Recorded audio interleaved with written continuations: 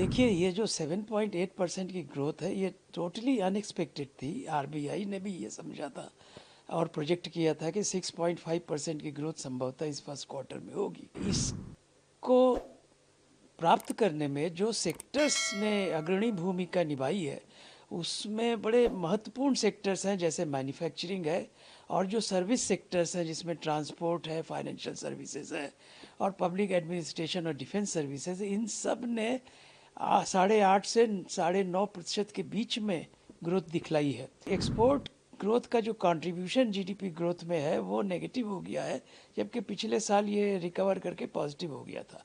फिर आगे चलकर एक्सपोर्ट में और भी चैलेंजेस आने वाले हैं, तो हो सकता है कि ये ट्रेंड थोड़ा एक्सेंचुएट हो। सर, ये जो जीडीपी के नंबर आए हैं Q1 FY26 के लिए, कैसे इनको आप देखते हैं? 7.8 इसको दर्शाया गया है।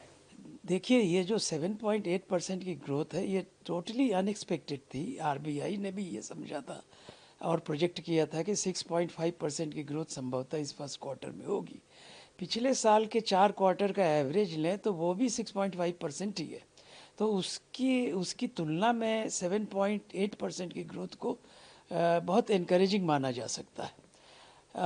इसको प्राप्त करने में जो सेक्टर्स ने अग्रणी भूमिका निभाई है, उसमें बड़े महत्वपूर्ण सेक्टर्स हैं, जैसे मैन्युफैक्चरिंग है और जो सर्विस सेक्टर्स हैं, जिसमें ट्रांसपोर्ट है, फाइनेंशियल सर्विसेज है और पब्लिक एडमिनिस्ट्रेशन और डिफेंस सर्विसेज। इन सब ने 8.5 से 9.5% के बीच में ग्रोथ दिखलाई है।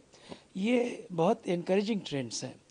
एक दो पॉइंट्स ऑफ कंसर्न है, क्योंकि एक्सपोर्ट ग्रोथ का जो कंट्रीब्यूशन जीडीपी ग्रोथ में है वो नेगेटिव हो गया है, जबकि पिछले साल ये रिकवर करके पॉजिटिव हो गया था।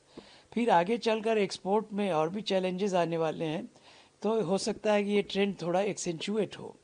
लेकिन इनको ओवरकम करने के लिए सरकार जो है वो सूटेबल काउंटर मेजर्स उठा रही है, उठाने वाली है। जीएसटी रिफॉर्म्स से भी इसमें मदद मिलेगी, तो इन पॉइंट्स ऑफ कंसर्न को ओवरकम किया जा सकता है बाद के क्वार्टर्स में।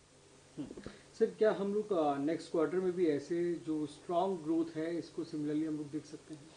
नेक्स्ट क्वार्टर में एक दो चैलेंजेस हैं। सबसे पहले तो यह है कि मानसून की स्थिति ऐसी रही है कि बहुत से जो गवर्नमेंट के प्रोजेक्ट्स कैपिटल इन्वेस्टमेंट के नेचर के हैं, उनको डिले करना पड़ा है।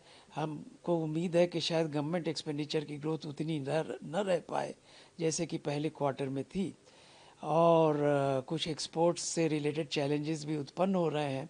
तो इनको देखते हुए शायद ग्रोथ जो है वो 6.5 से 7% के बीच में आ जाए सेकेंड क्वार्टर में। लेकिन थर्ड और फोर्थ क्वार्टर में मैं दोबारा रिकवरी को एंटिसिपेट कर रहा हूँ, और उसके लिए सरकार को थोड़े काउंटर मेजर्स उठाने पड़ेंगे और डिमांड को स्टिमुलेट करना पड़ेगा। अभी भी हम लोग उम्मीद कर रहे हैं कि प्राइवेट सेक्टर डिमांड जो है, इन्वेस्टमेंट की भी और कंजम्पशन की भी, दोनों रोबस्ट रहे। पर्टिकुलरली इन्वेस्टमेंट की डिमांड भी बढ़े।